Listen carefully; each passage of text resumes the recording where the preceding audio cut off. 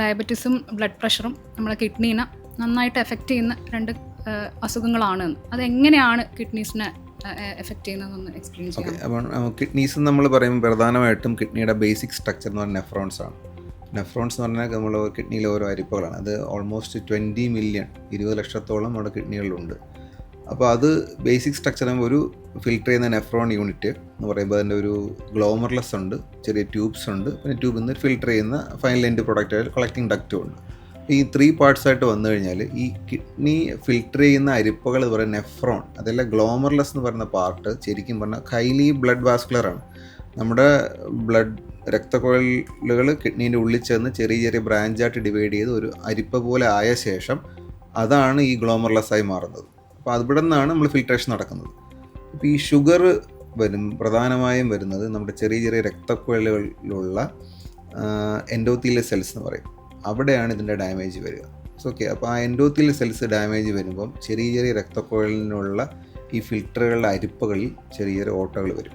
അത് കുറച്ച് വലുതാകുകയും നമ്മൾ നോർമലി നേരത്തെ പറഞ്ഞ പോലെ യൂറിനിൽ പ്രോട്ടീൻ പോകാറില്ല. അപ്പോൾ ഈ ഓട്ടകൾ വലുതാകുമ്പം കൂടുതൽ പ്രോട്ടീൻ ലീക്കാവുകയും അതങ്ങനെ ഗ്രാജ്വലി ആ ഒരു ഭാഗം ലീക്കാവുന്ന ഭാഗത്തു നിന്ന് അരിപ്പകൾ ഇങ്ങനെ പൊട്ടി പൊട്ടി ചുരുങ്ങി പോകും. അപ്പോൾ ആ ഒരു ഗ്ലോമർലെസ് നശിക്കും. ഇനി 20 മില്യൺ ഉള്ള സാധനം, 20 ലക്ഷം ഉള്ള സാധനം ഗ്രാജ്വലി ഇങ്ങനെ നശിച്ച് പോകുമ്പോഴാണ് ശരിക്കും അത് ഷുഗർ ബാധിക്കുക. ഈ സെയിം സമയത്ത് തന്നെ ഈ ബ്ലഡ് വെസൽ കിഡ്നീനെ ബാധിക്കുന്ന ഇതേ സമയത്താണ് എപ്പോഴും കണ്ണിനെയും ബാധിക്കുക. സോ ഷുഗർ വരുന്ന ആൾക്കാർക്ക് ഒരു 30% അസോസിയേഷൻ ഓൾറെഡി സെയിം സമയത്ത് കണ്ണിനെ നെർവ്സിനെയും ബാധിക്കും. അവർക്ക് ഡയബറ്റിക് റെറ്റിനോപ്പതി എന്നുള്ള സംഭവം ഉണ്ടാവും. അത് എപ്പോഴും 30 to 60% മാക്സിമം കാണാറുള്ളൂ. തിയററ്റിക്കലി പറയുമെങ്കിൽ എല്ലാവർക്കും അത് കാണണമെന്നില്ല. സോ നമ്മളെപ്പോഴും ഇത് വന്നു കഴിഞ്ഞാൽ എപ്പോഴും എന്തായാലും കണ്ണിന് ചെക്കപ്പിന് വിടും. തിരിച്ചും അതുപോലെ അവരവിടെ ചെന്നിട്ട് നമുക്ക് ഇതെന്തെങ്കിലും കണ്ടാൽ ഉടനെ അവരിങ്ങോട്ട് പ്രോട്ടീൻ യൂറിയ ചെക്കപ്പ് ചെയ്യാൻ വിടും. ഇത് പ്രഷറിനെ ബാധിക്കുന്നത് അല്ല ഷുഗറിനെ ബാധിക്കുന്നത്. ഈ പ്രഷർ ഇതുപോലെ തന്നെ കിഡ്നി ഫിൽറ്റർ ചെയ്യുന്ന ഈ അരിപ്പകളിൽ അസെൻഡിങ് നമ്മുടെ ബ്ലഡ് വെസൽസ് ഉണ്ട്, ഒരു അഫറൻ്റ് ആർട്ടീരിയോ ഇഫറൻ്റ് ആർട്ടീരിയോ.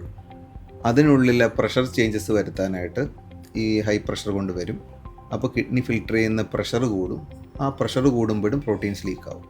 പിന്നെ പ്രഷർ ബാധിക്കുന്നത് പ്രധാനമായും കിഡ്നീൻ്റെ ട്യൂബ്സ് പറയും. അത് ഗ്ലോമർലെസിൻ്റെ താഴെയുള്ള ട്യൂബ്സുകളുടെ എൻഡോത്തീലിയൽ സെൽസ് ഡാമേജ് വന്നിട്ടും ഹൈപ്പർ ടെൻഷൻ കാരണം റീനൽ ഫെയിലർ വരും. സോ ഈ ട്യൂബ്സ് ഡാമേജ് ആകുമ്പോൾ നമുക്ക് എപ്പോഴും പറയാനുള്ളത് യൂറിനിൽ നമ്മളുടെ പേഷ്യൻറ്റിന് എപ്പോഴും എഡിമയും കാര്യങ്ങളൊന്നും ഉണ്ടാവില്ല. He will be having good urine output.